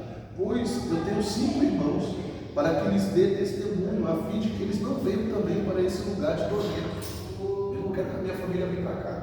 Eu não quero que meus irmãos venham para esse lugar. Eu não quero que meu pai venha para cá. Manda ele lá pregar para os meus irmãos. E disse Abraão: eles têm Moisés e os profetas, que ouçam os profetas. E disse ele: não, Abraão, meu pai, mas se algum dos mortos fosse ter com eles, aí sim eles se arrependeriam. Aí sim eles irão acreditar. Porém Abraão lhe disse: se não ouvirem Moisés e os profetas, tampouco acreditarão ainda que algum morto ressuscitou. Se eles não estão crendo nos profetas, nos homens de Deus, se eles não estão crendo naqueles que estão na direção do Senhor para pregar, para ensinar, para falar, não vai ser alguém que voltou daqui para lá e vai resolver o negócio. Então, acabou o negócio. Resumo da situação. O que Jesus está falando aqui? O inferno é real. O que Jesus está falando aqui? A gente tem que tomar cuidado. O que Jesus está falando aqui? Que nós temos que nos preparar, que nós não podemos estar adormecidos. O que o Senhor está dizendo aqui? Que a gente precisa estar vigilantes, a gente precisa estar preparado. 1 Pedro 3,19. Vai Apocalipse, volta um pouquinho, você vai encontrar Pedro. 1 Pedro. 3. Eita, foi comigo.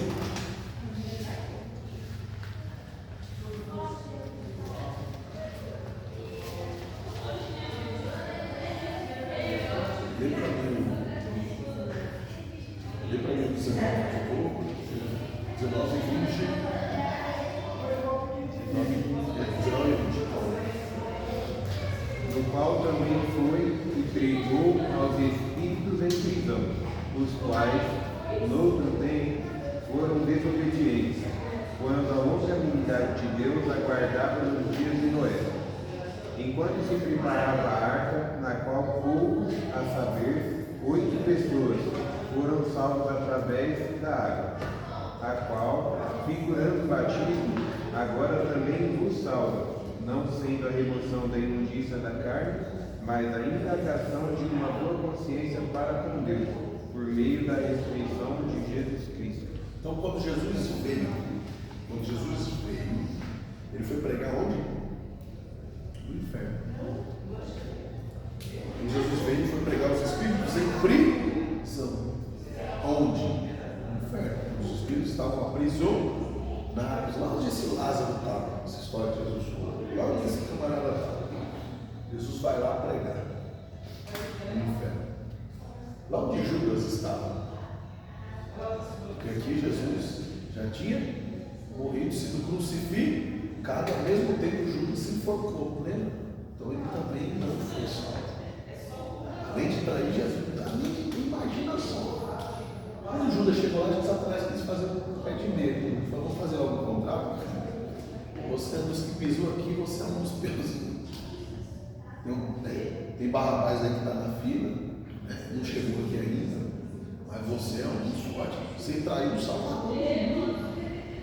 E você ainda se empolgou, você ainda abriu mão da sua própria vida. Você se suicidou. Você dormiu dentro, ensina aqui. Vamos arrumar um lugar especial para você. Mas o que ele não sabia é que 3 dias depois, aquele lugar começa a tremer. O inferno começa a se abalar. Nunca aconteceu isso. Todos os tremores sempre foram na plataforma terrestre acima. Mas agora as potências do inferno estão sendo abaladas. Está tremendo. Satanás agora se desespera. O que está acontecendo? O que o Criador está inventando agora? Porque esse lugar aqui nunca. Isso aqui não pode desabar. Não pode desabar. Mano, minha casa, meu lugar. Satanás começa a desesperar. E agora, onde só tinha trevas e sombras, começa a raiar uma luz, como se o sol estivesse nascendo nas profundezas do inferno. E agora, todo o inferno, aquilo que era gritaria, aquilo que era dor, aquela sensação de agonia que eu falei para vocês, cessa por um momento. Sabe? O alívio, quando você queima a mão, você bota na água gelada, dá aquele alívio. Jesus entra no inferno, traz o refrigério. Silêncio total. Satanás agora estranha a situação, entende o que está acontecendo ali, mas esse aí eu não conheço. Sabe os discípulos? Quem é esse? Já conhecia Jesus, aquele que ele matou lá na cruz, crucificado. Mas agora Jesus está descendo no inferno com todo o... Quem é esse? Esse é um conhecido. Principal que vê lá o que ele quer. Entra na frente. Quem é esse aí? Eu? Vai, você que é o chefe. Vai você. Vai tu. Daqui a pouco Cristo se permite, né, que a glória se ofusca um pouco. Satanás reconhece que é ele. O que nós fizemos? Nós não funcionou. A ideia funcionou. Nós não. O meu é seu. Jesus chega para Satanás e me dá a chave. Não, mas é a minha cara, me dá a chave. Cadê a morte? Vem cá, você não tem mais autorização para sair pegando o que você quiser. Agora você vai ter que me pedir bênção para recolher alguém. Você está entendendo? Você vai ter que me pedir permissão para recolher alguém. Você está entendendo? Vem cá. Acabou a bagunça, acabou as horas. E outra, silêncio. E Jesus agora começa a pregar no inferno. Jesus começa a pregar no inferno. Jesus começa a dizer: vocês vieram para cá por conta dos nossos pecados, por causa das nossas situações, das nossas transgressões. Vocês não tinham redentor. Não tinha ninguém que podia interceder por vocês. Vocês transgrediram a lei de Deus. Vocês acabaram com tudo. Mas agora vocês têm uma oportunidade. Aquele que realmente reconhecer que eu vim de Deus e eu sou o Filho de Deus, hoje está posta a salvação nesse lugar. Só que é o seguinte: se vocês saírem daqui, vocês serão transformados. A unidade que vocês conhecem, o rancor, a mágoa que vocês têm no coração de vocês hoje, que te afasta vocês de Deus, vai ser arrancado. Vocês serão transformados em instantes de tempo. Mas essa vai ser a última escolha. Depois desse dia aqui, eu não volto mais nesse lugar. Vocês que sabem. Gerou o inferno, que está todo mundo sofrendo lá. Céu, inferno. Eu acho que não ficou um. Isso eu quero dizer. Ficou um. Ficou um. Junto com o Satanás. Além dos anjos caídos, parece que eu vejo Judas lá atrás,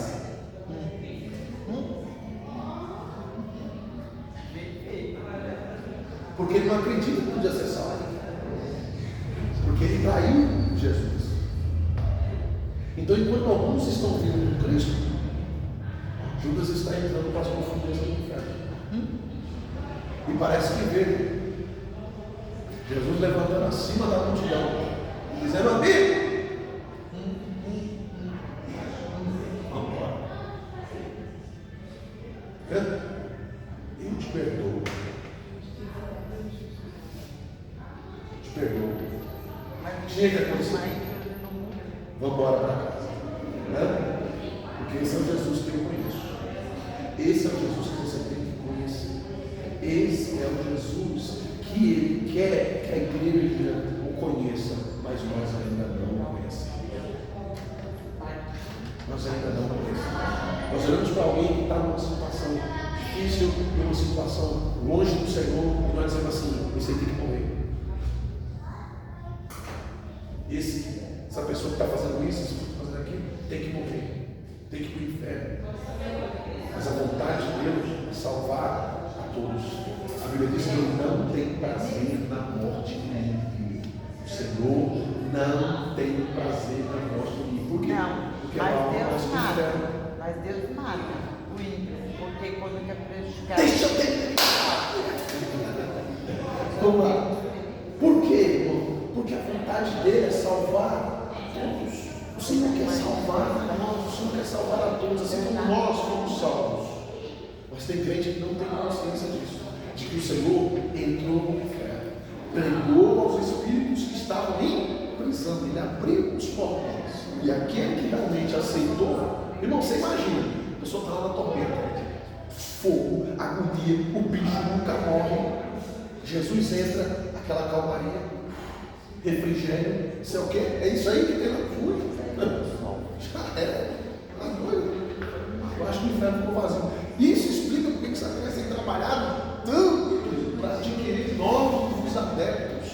Por quê? Jesus passou lá e disse: não, filha. Só que Jesus arrebentou e pegou a porta, a chave do inferno. Sabe o que Jesus fez? Está com ele no céu. Jesus não precisa da chave do inferno no céu. Sabe o que Jesus fez? Levou para nós, levou para a igreja. E ele falou assim: eu não volto mais aqui não, viu? Eu não volto mais aqui não. Mas cuidado com a minha igreja. Porque eu estou voltando para o meu pai e estou deixando a chave com eles. E ele escreveu assim: que as portas do inferno não resistirão ao poder da igreja. Porque ele nos deu a chave. E quando nós quisermos entrar no inferno para resgatar uma vida, o Senhor está conosco e já nos foi dada a autoridade para isso. Só que infelizmente, porque a igreja está adormecida, os portões do inferno não estão tremendo. A igreja está com medo de matar, a igreja tem medo de matar. Nunca a gente tem com medo de macumba da igreja. Pastor revelando que estão fazendo um trabalho para acabar com a família da igreja. Não dorme mais. Quem não tinha que dormir era macumbeiro. O Satanás voltava e falava: tá daquele trabalho que você fez? Cuidado. É uma família pastoral. O cara é homem de Deus, a mulher é homem de Deus, mulher de Deus. Toma cuidado. A bomba que você jogou lá vai estourar aqui. Vai voltar 7 vezes mais pesada para cá. Pode dar um jeito de desfazer, porque senão vai dar ruim para vocês. Mas sabe por que isso não acontece? Porque muitas vezes nós não sabemos a autoridade que tem naquele que nos chamou, nós estamos fazendo uso da autoridade que o Senhor nos deu. Ou a gente começa a se mexer, ou a gente começa a se movimentar, ou a gente começa a usar a autoridade que Deus tem nos dado, nós vamos ficar tremendo no paro, cheio de autoridade, cheio de armaduras, cheio de ferramentas. Mas se não sabemos usar, de que adianta? Essa semana, meu genro foi usar uma serra. Preciso de uma serra, não sei o quê. A minha filha falou: não sei o quê, dá para mandar só, dá para emprestar? Eu falei: não. Por que não? Porque ele não sabe usar. Eu vou emprestar uma serra que ele não sabe usar, ele vai arrancar a mão fora. Vai arrancar os dedos, ele não sabe usar. Assim Deus fala com a igreja. A igreja ora por ferramentas que ela não sabe usar. A igreja ora por coisas que nós não sabemos como funcionam, então Deus não vai entregar, Deus não vai dar. Por que não, pastor? Porque Ele não sabe dar. E para saber usar, a gente tem que ir para cá, a gente tem que sentar aqui, a gente tem que aprender, a gente tem que ouvir, a gente tem que pôr em prática, a gente tem que pôr funcionar, a gente tem que confiar no Senhor, a gente tem que pôr em prática, nós estamos aprendendo. Aí nós vamos exercitando e aprendendo a usar as ferramentas a qual o Senhor tem preparado para nós. Mas enquanto Ele olhar para nós e ver que nós não sabemos usar, Ele não vai dar. Agora, quando cada um de nós começarmos a nos posicionar em Deus, a nos colocar na posição que o Senhor tem ordenado para nós estar aí, meu irmão, as portas do inferno começam a tremer. Aí não, o diabo vai vir na porta da igreja para parar de cumprir. Não, a igreja começa a botar o inferno. Essa igreja aí que não acaba, que não tem quase 7 igrejas na rua ali, só nós que incomodam. Por quê? Não será? Não está errado, vai para todo mundo tudo mais, mas a igreja tudo está bom. E nós não somos melhor que ninguém. Mas na nossa pouca força, nós estamos nos movimentando. Importa que todos se movimentem, importa que todos despertem. E sabe por que o Senhor tem cobrado tanto de nós? Porque Ele sabe o potencial que nós temos. O Senhor sabe da condição que Ele tem nos dado. Porque a partir do momento que nós começarmos a nos movimentar, aqueles que não estão se mexendo vão começar a se mexer também.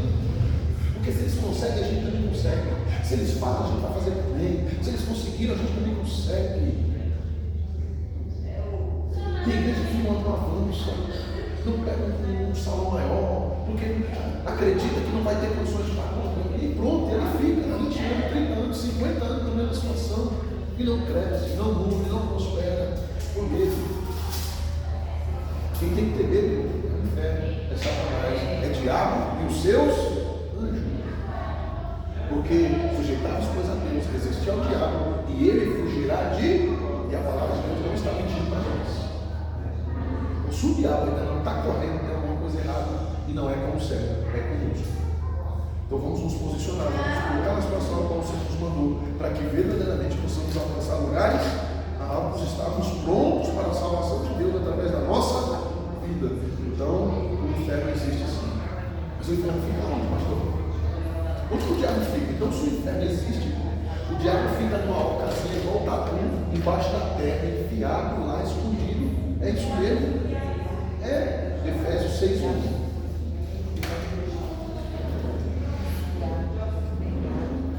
Efésios 6:11.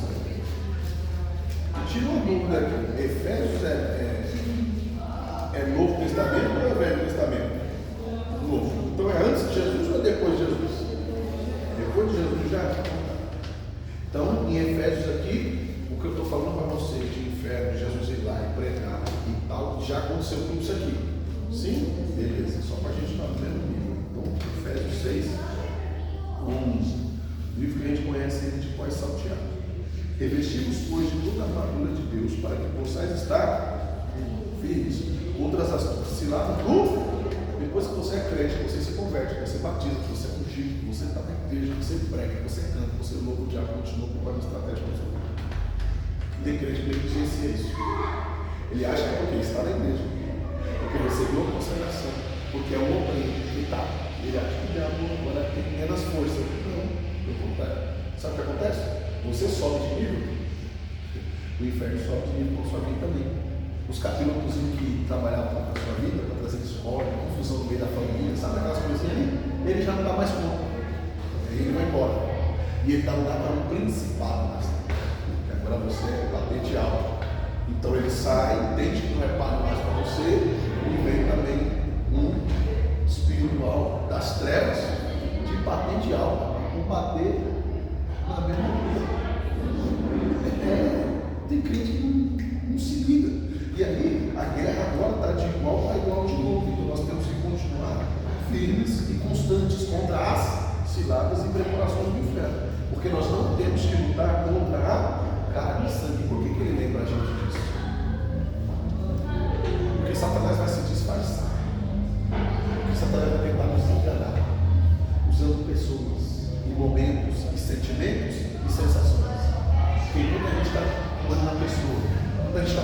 aquela pessoa, quando a gente está achando que é a pessoa que está agindo contra nós, que é a pessoa que está fazendo alguma coisa, o diabo está com toda a autoridade para trabalhar, agir ali, porque eu não estou me enxergando nele.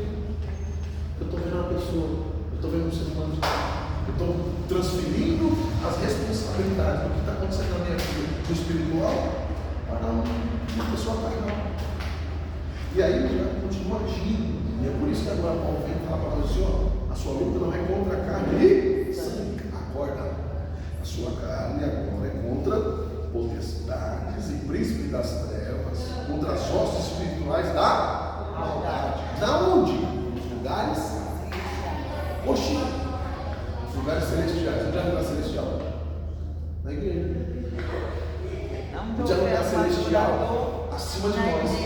Onde acontece a manifestação de Deus. Enquanto a adoração está acontecendo, o céu se abre para receber a adoração e o inferno se levanta para tentar impedir a nossa adoração de chegar. É onde nós temos que adorar com mais intensidade. É por isso que tem hora que parece que o louvor nos sobe, nos sai, parece que nos amarra. Por quê? Porque as hostes espirituais da maldade estão agindo nos lugares celestiais, acima de nós, tentando segurar a adoração. E aí o que nós temos que fazer? Eu tenho que entender que a minha luta não é contra a carne e sangue. Direcionar a minha batalha para lugares espirituais, para combater os ossos espirituais da maldade, aumentar a união, a comunhão, a oração em amor, e juntos e unidos. E quando essa adoração verdadeira sobe, tem principado e potestade que pode segurar. Não existe principado e potestade que pode segurar essa adoração, porque ela está subindo pura. E por ela estar subindo pura, agora ela é como uma bola de fogo. Só que não é como o fogo do inferno, é um fogo santo, 7 vezes purificado. E nesse eles não podem tocar. Então eles são obrigados a abrir espaço e deixar a oração passar, deixar a oração subir, deixar nós conseguirmos tocar o trono do Altíssimo. Certo? Porque verdadeiramente nós precisamos estar ligados naquilo que Deus tem preparado para nós. Portanto, tomai toda a armadura de Deus para que possais resistir no dia. Pega a armadura de Deus.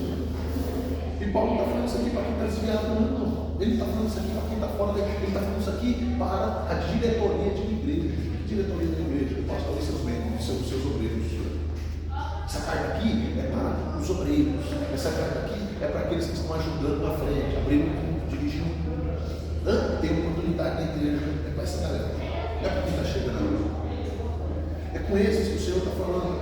Tomai toda a armadura de Deus para que possais resistir ao dia mau e, havendo feito tudo, ficar. Qual que é o dia mau?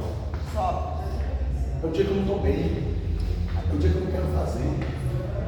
É o dia que eu estou disposto. É o dia que eu estou com dor de cabeça.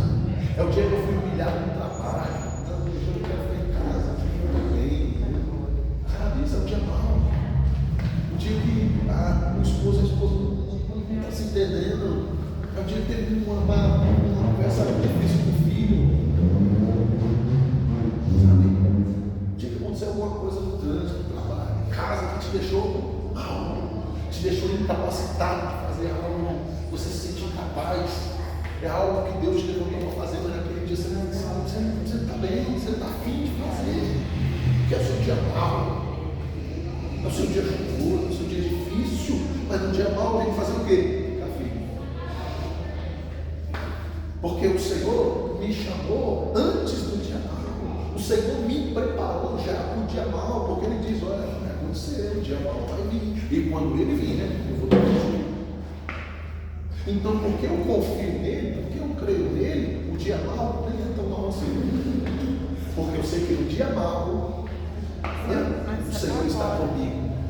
No dia mau, o Senhor foi até as profundezas do inferno para pregar os espíritos que estavam em prisão, que não ligavam para ele. Você imagina um crente que busca seguir e obedecer à vontade de Deus? Você imagina o cuidado de Deus pela tua vida? Consegue imaginar?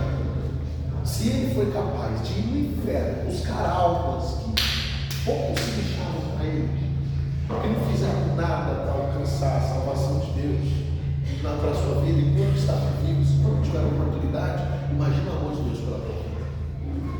Que hoje tem passado dificuldades, tem entregue a sua vida no caminho do Senhor, que mesmo diante de tanta luta, de tanta provação, de tanta dificuldade, tem se mantido fiel ao Senhor. Então não existe dia mau que possa arrancar a presença de Deus da tua vida. Não tem choro, não tem sofrimento que possa te fazer, irmão, estar fora da alegria de Deus na sua vida e no seu coração. Não existe dia mau, porque o Senhor já nos preparou para esse dia. Então que verdadeiramente hoje nós possamos ser capacitados, podemos receber de Deus essa porção boa, possamos receber de Deus essa fortificação para estar verdadeiramente firme, porque nenhum soldado vai a período despreparado. Se o Senhor nos colocou em batalha, porque Ele já nos deu os recursos que nós precisamos, Ele já nos deu a armadura, já nos deu escudo, já deu espada, Ele já nos forneceu tudo que nós precisamos para poder sair vivo dessa peleja. Então basta nós nos levantarmos, estarmos firmes, de pé, pronto para a guerra, porque o Senhor é aquele que combate por nós. Então nós não somente temos que ficar em pé, tem que ficar em pé. Aposto, porque a guerra de verdade que vai pelejar é Ele, não somos nem nós. A guerra de verdade que peleja por nós é Ele. Hoje caíram principados e potestades contra a tua vida, que você nem sabe. Caíram principados e potestades do inferno, que tinham se levantado contra a tua vida, que Deus te deu vitória, porque você está aqui, e você nem se deu conta. Ah, se você visse. A minha oração é para que o Senhor abra os teus olhos espirituais um dia. Da hora que você acordar até a hora que você for deitar, para você saber o que é guerra, para você saber o que é batalha, para você saber o quanto Deus te ama, o quanto Deus batalha pela tua vida todos os dias.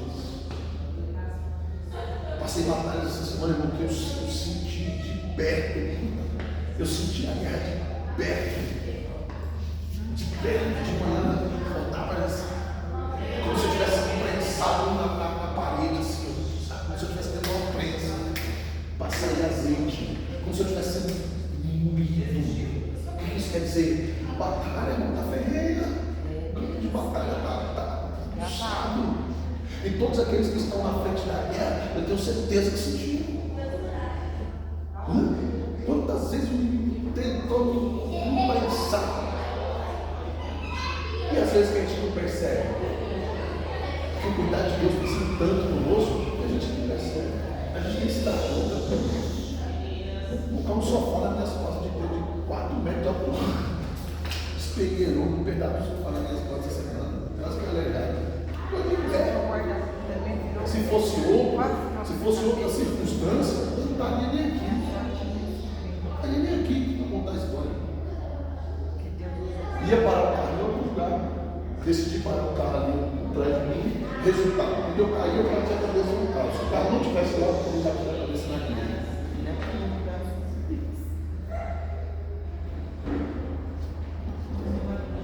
Não murmurei. Sabe a oportunidade de Deus?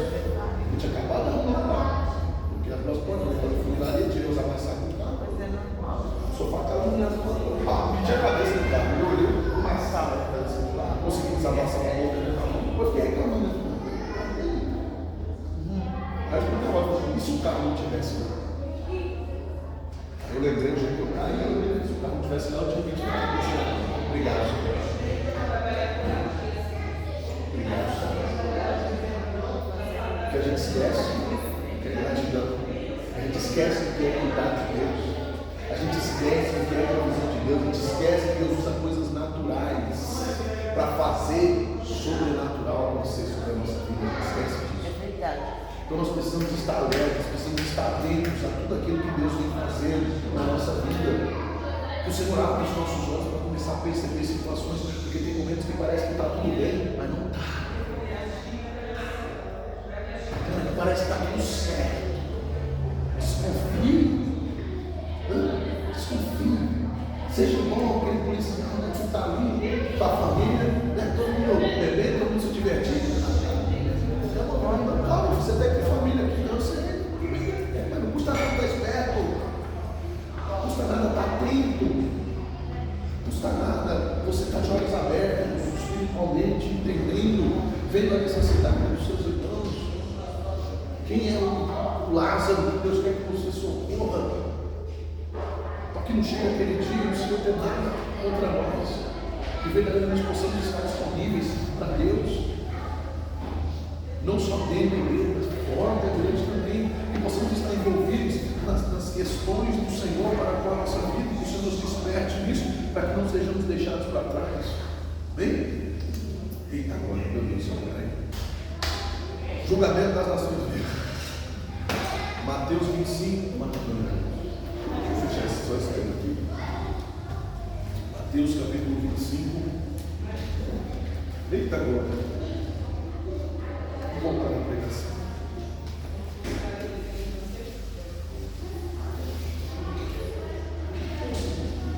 Mateus 25, 31.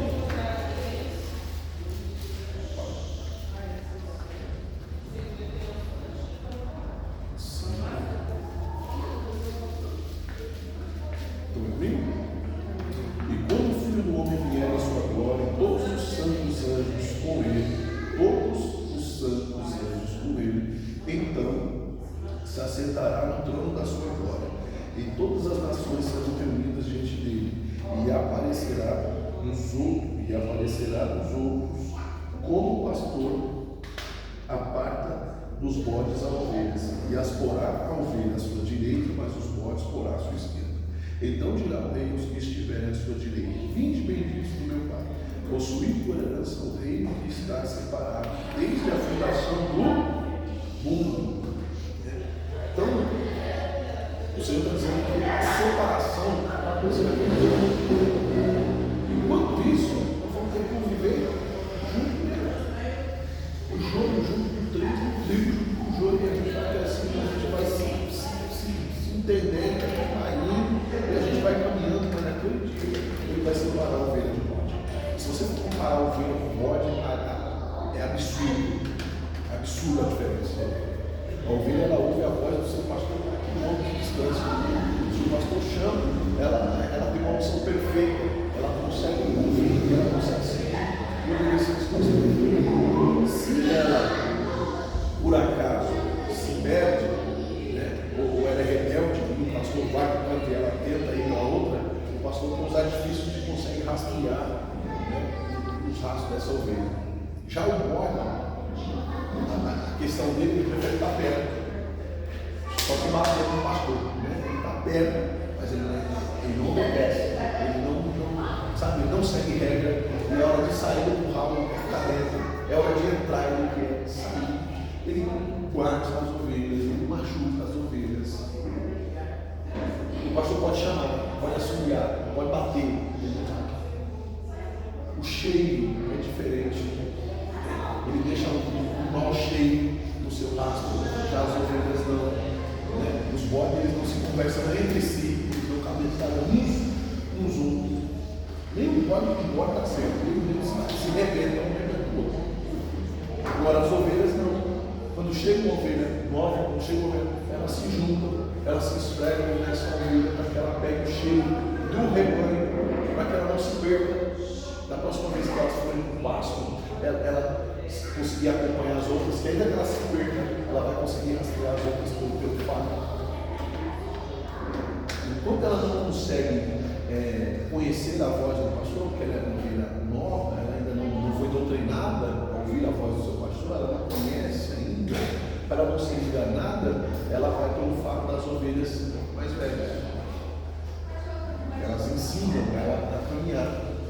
Hoje em dia não, se é um crente antigo na igreja e agora o novo convertido, simplesmente eu simplesmente ver o novo convertido fazendo as coisas erradas. O pastor tem que falar alguma coisa. Não, a Bíblia diz que as irmãs mais idôneas, mais antigas na fé, essas devem ensinar as mais novas. Os varões, os irmãos, os homens idôneos, ao ver um jovem saindo do caminho, chama ele e orienta. O problema é que todo esse serviço agora ficou a critério do pastor. E aí o pastor tem que alimentar todo o rebanho, tem que olhar para as ovelhas, não tem que fazer todo o claro, tem que pôr comida, tem que fazer todo o recurso, enquanto as ovelhas são embora. Mas se cada um de nós começarmos a fazer a nossa parte, não importa mais se tem bode no meio de nós, as ovelhas vão cuidar umas das outras. Os bodes não vão conseguir nos ferir tanto, porque as ovelhas se cuidam, as ovelhas se preservam, as ovelhas se zelam umas para com as outras. Porque é dever de todos, é dever meu, é dever seu, é dever nosso, os cuidados uns dos outros e de todos, porque todos importam, todos são filhos de Deus, todos precisam. E eu não sei quem é ovelha e quem é bode, não sei quem é trigo, quem é joio. É Ele quem vai fazer a divisão e a separar. Eu dei exemplo para vocês aqui, de pessoas que eu cheguei diante de Deus e falei assim, não, esse aqui. Deus falou, não, esse aí não veio, esse eu não trouxe, isso eu não aprovei. De certo que teria pessoas que talvez eu achasse, mas esse aí não vai. Missões universitárias? Tem. Porque eu não sei de nada. E eu estou aqui para saber. Eu estou aqui para passar para você a orientação para receber dele, aquilo que ele me der, eu entregar para vocês. E fora isso, não está mais na minha ossada. O passado aqui já é com ele. É igual a polícia, né? Leva preso, chega lá e entrega para ele para ter. Vai resolver. Você vai deixar na rua, você vai deixar preso, você vai soltar, você vai prender. Então a minha função aqui é essa, né? É trazer todos diante de Deus e a partir daí, cada um e nós estejamos prontos, irmãos, para o momento da redenção, que nós estejamos prontos, né, para a salvação de Deus. A partir da próxima aula nós vamos ver aí o reinado com justiça de Cristo a partir dos 1000 anos, né, grande trono branco, e a chegada da Nova Jerusalém. E depois, aí eu vou explicar para vocês isso.